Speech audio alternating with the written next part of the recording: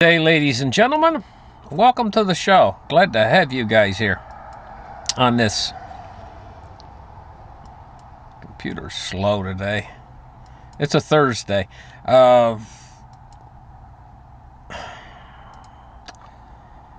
the 9th of May, 2024. Thank you for tuning in.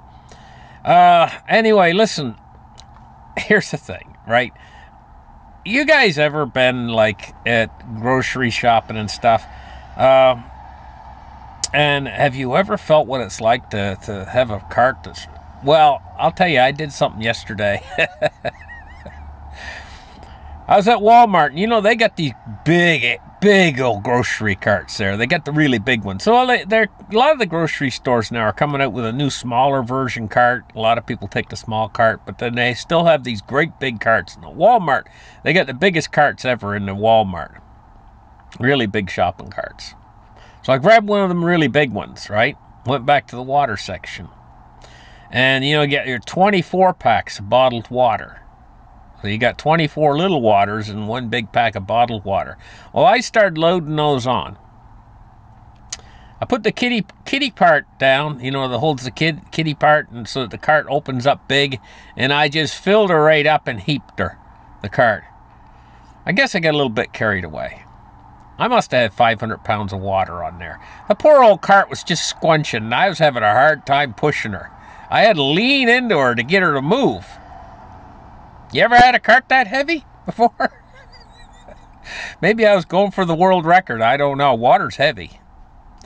So I checked out, and I was heading out to the car, you know. And so I went out to the front of the store, and there's something happened that I didn't expect. I was rolling along the sidewalk there, and you know, they got those things, those slanted things, so so the cart can get down over the curb. Well, the front wheels hit one of those things, those slanted things, so the cart can get down to the curb. And that cart got a mind of its own at that point. It weighed a lot more than I did, and it started to roll down that little slope. And I was hanging onto the handles at the back. There's no stopping her. She was going like 600 pounds of water going down that little slope. Yeah, and luckily there's nobody coming along right then at that point in time. Taught me a little lesson there. Never had a cart get away from me before. That one was so heavy. Anyway, guys. Now, you out there are being conditioned, and you do not even know it. You say, well, Glenn, how are we being conditioned? Well, it's got to do with this. Take a look at this. This I just did a search on. I put in, "a Karen gets what they deserve," and I got a response on YouTube. Now, everybody knows what a Karen is in our modern day world. You all heard of what a Karen is? What they call a Karen? Well, they got the 1 hour show on Karen's getting what they deserved on YouTube. Another 1 hour show. They got a lot of episodes of it, evidently, because I was scrolling down here, and like, look at this. Is episode number 87 of Karens Get What They Deserve. So people have no sympathy at all for Karens. There's episode number 44, 1 hour long episodes of Karens getting what they deserve. So people have no sympathy for them whatsoever. But what really is a Karen? Whoops, excuse me. Grabbed the wrong button there. What really is a Karen? Isn't it Karen's? This term didn't exist before a year or two ago.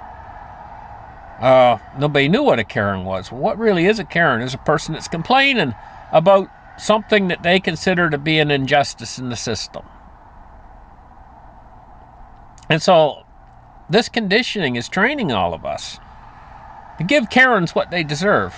So anybody out there who has a complaint about the system, or they see maybe what they see is a human rights violation, they're going to get labeled a Karen, and people are going to say, hey, you know, they get what they deserve. I mean, whatever happens to them. In fact, they might even attack them. to make sure they get what they deserve. So this is kind of like, I see it as conditioning for a society where you, if you complain at all about anything that's going on in the system, human rights violations whatsoever, we're moving toward that point where they just label you a Karen. Oh, you're just being a Karen and you're going to get what you deserve. You know, so that's what I see going on here. Now, I mean, maybe that's just my point of view, but I mean, if I wasn't on here talking like as a show that I'm doing and stuff, if I just talked in public about what I consider to be human rights violations or injustices in the system, or a whole host of things that are coming along that are happening so fast right now, I've never seen anything like it ever since COVID, which I consider to be the biggest human rights violation. I mean, let's get serious, guys. They locked us all in our homes like we were criminals. It was called lockdown. Anybody who speaks out nowadays is called a Karen. Oh, you're just being a Karen. No, they locked us in our homes and threw away the key and didn't let us out until they said you could come out. It could get a whole lot worse. And of course, this, what I call conditioning, is ongoing situation that could get a whole lot worse as well, so that you're locked into a system where you can't even say, hey, you know, they're doing something to me that's not right. Oh, you're just being a Karen. Anyway, I've harped on enough about that, but that's the way I see it. Now, we got some weird stuff going on in the world. I'm going to talk about some weird stuff here. This cruise ship was come sailing into New York Harbor with a dead whale across its bow. And now that's strange. You know what I figure happened is, I figure they were out at sea, and the bow must have been dipping down kind of low, and it must have grabbed the whale, something, maybe a hook on the bow or something, and I guess it killed it. Well, maybe it didn't. I don't know. I don't know how else it would have died though. Because they say it died before or after the strike, and they're trying to determine that, whether the ship killed it or not. It says a cruise ship sailed to New York City port with a 13-meter, so that's, what's that, about 30 or 40 feet long, dead whale across its bow, Marine authorities said. The whale, identified as an endangered sea whale, was caught in the ship's bow when it arrived at port in Brooklyn on Saturday. Now that's weird. And I saw this other weird article on there this morning. Is very strange, or unusual, I should say. Is RFK Jr. said that a worm ate part of his brain and it died inside his head in a 2012 disposition. That's very unusual. It says over a decade ago, Robert F. Kennedy Jr. described in a deposition that a worm ate part of his brain and caused short-term memory loss. The news was unearthed in the New York Times, which reported Wednesday how the 2024 independent presidential candidate revealed the information during his 2012 divorce disposition. The Times said that in his 2012 disposition, it showed that Kennedy had initially feared he had a brain tumor. He said he had begun to experience cognitive problems and memory loss in 2010, shortly before his uncle, Massachusetts Senator Ted Kennedy, died from brain cancer.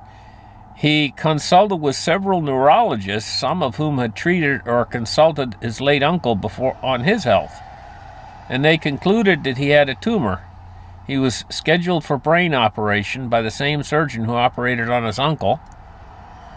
However, he said he also sought a second opinion from a New York doctor who told him that the dark spot that showed up in his brain scans was a dead parasite. The abnormality seen in the scans was caused by a worm that got into my brain and ate a portion of it and then died, Kennedy, now 70 years old, said in the disposition. Wow, that's weird. I suppose that does happen. You know, there's a lot of different kinds of parasites out there, and humans can get infected by parasites, but it is kind of rare, you know. Now, I spotted this article right here about Trump's son, Barron Trump. He's officially entering politics. You know, I've heard some awful good things about this young man, how he's very respectful, very polite. I've heard an awful lot of good things about him, you know, about his character. And so he's gonna serve as a Florida delegate in this year's Republican National Convention. And so he's officially entering into politics. He's entering in at a very young age. I think he's, 18 or something? Donald Trump's youngest son is officially making his foray into the family's political. It says the Republican National Convention has selected Barron Trump, the 18-year-old son of the former president, to serve as a delegate for the state of Florida at this year's GOP presidential nomination convention this summer, where he is expected to vote for his father. But I've heard an awful lot of good things about him. Anyway. Now, this is interesting because just yesterday I was using these terms when I was talking about the West. And it says Russia's Putin says that the arrogant West is risking a global conflict. And I found this unusual because it's just what I was saying yesterday. You know? I mean, let's call a spade a spade. An awful lot of these politicians in the West and stuff, the people who are in power and stuff, there's so much power heaped upon them. And after a period of time goes by, they start to feel like they're omnipotent. You know? And so it doesn't surprise me any, and I was just pointing this out. I mean, I was calling a spade, you know? But then on today's show, bingo, it says Putin says that they're arrogant.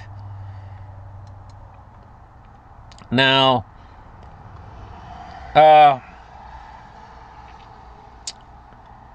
going over to Israel right now, Biden has said, hey, you know what?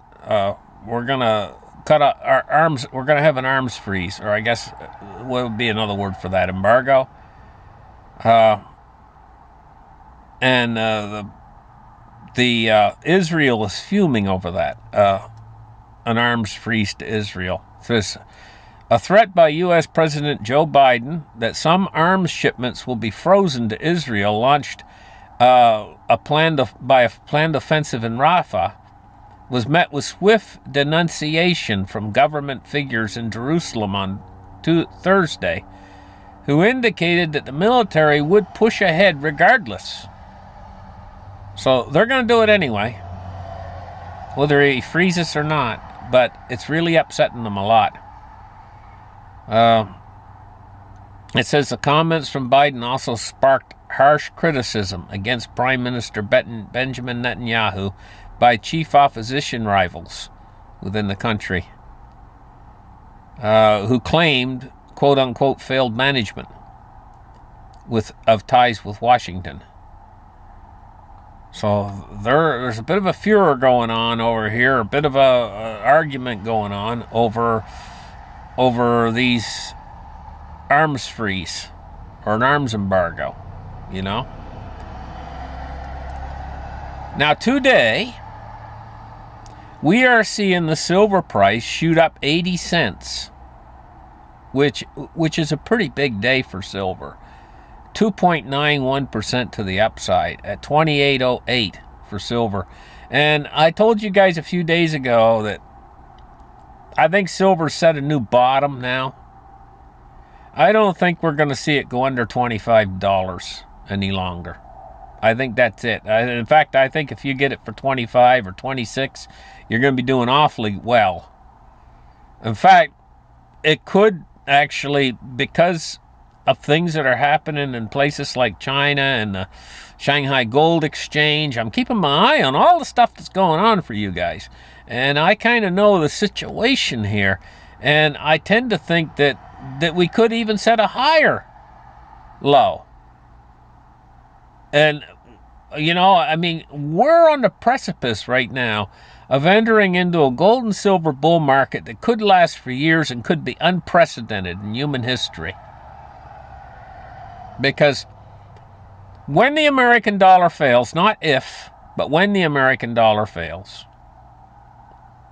all of the other fiat currencies of the West that are connected to the American dollar, they're going to fail too.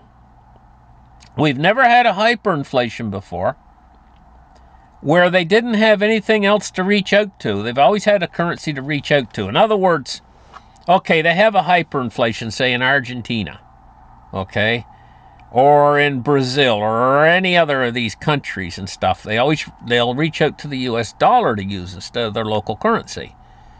Had a hyperinflation in Germany. We had a hyperinflation in Zimbabwe and stuff. But they always have another currency, fiat currency, they can reach out to. But this is the first time ever when the U.S. dollar goes down into hyperinflation that there's nothing to reach out to. There's no other currency because all the other currencies would be failing as well of the West. You know, like the Canadian dollar, the Japanese yen, the Swiss franc, you name it. All these other currencies derive their value from the dollar. So when the dollar hyperinflates, there's going to be nothing in the fiat world left to use as a means of trade. They're automatically, by default, going to go back to the old standard because they got nothing else. There's no place else to go. They're going to go back to gold and silver as a means of trade. But considering how much trade is done in the world, I mean, you have to have that. It's going to be enormous. The price that gold and silver could go up to, and they're forced to go back to it again. And as I've heard commentators say in the past, they'll go back, but kicking and screaming. In other words, they're not going to go back willingly, but it's going to be, necessity is the mother of invention. If you're forced into a situation, we're very, as a species, we are very resourceful. And, of course, it's sitting there glaringly obvious what they're going to do. They're going to have to go back to hard money. You don't understand how high the price could go on hard money when that has to happen. How valuable it can become. And so here it is. It's still on sale.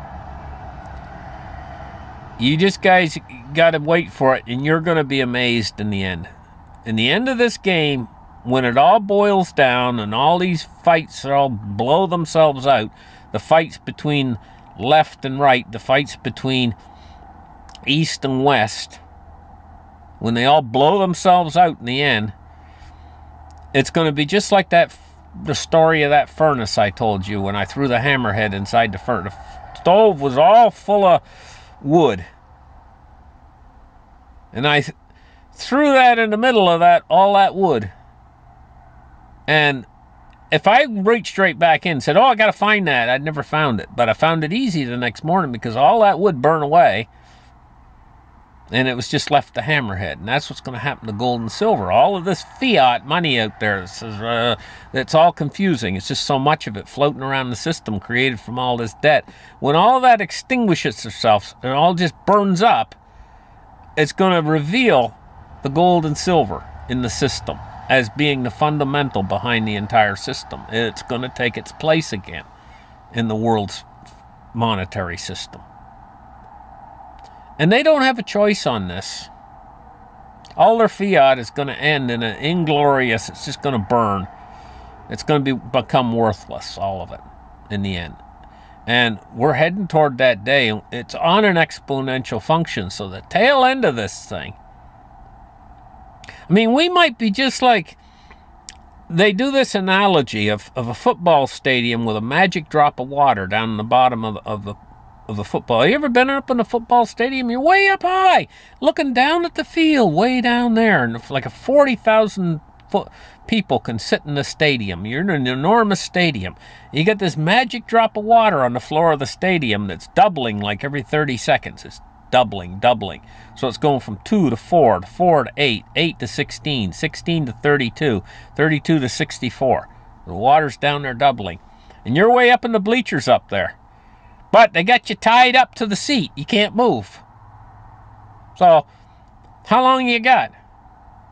Well, every 30 seconds or so, it doubles the water. You're watching down there. It's the last 5 minutes it goes from being a pool way down there on the floor of the stadium to drowning you in the last 30 seconds or so, or the last minute or two. It's the last little bit where it really moves fast. So it moves slow.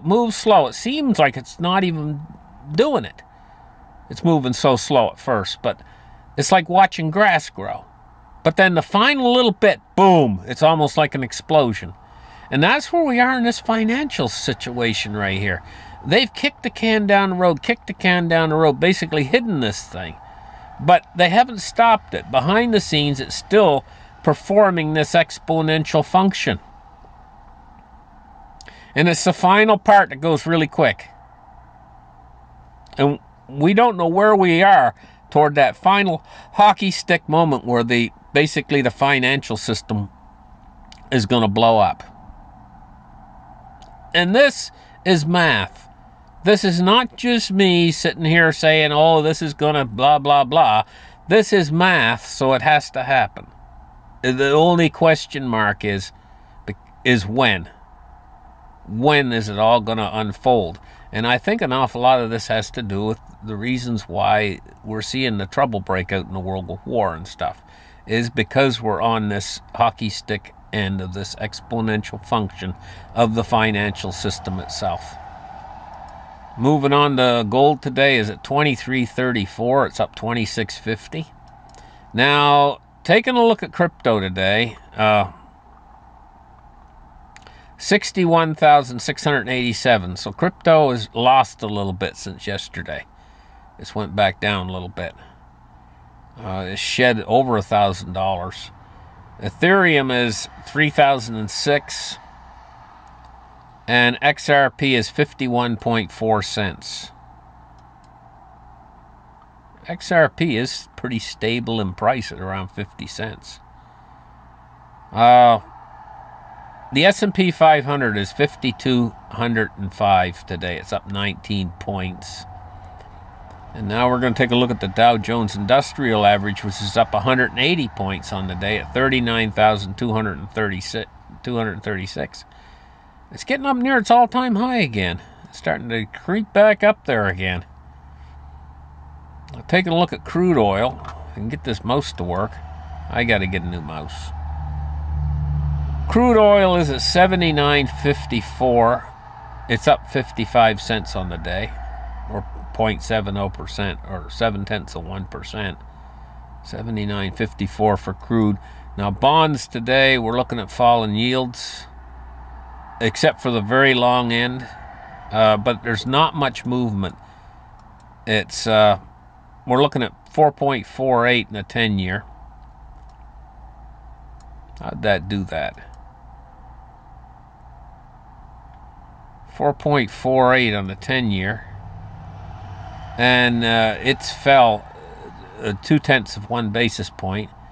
And we're looking at the 30-year at 4.64, and it's risen 1.3 basis points. And finishing off with the U.S. dollar index at 105.3, and it's been falling today. But it's just, it's falling today. 105.3. Thank you guys for listening to my show. You guys have a great afternoon. Bye-bye.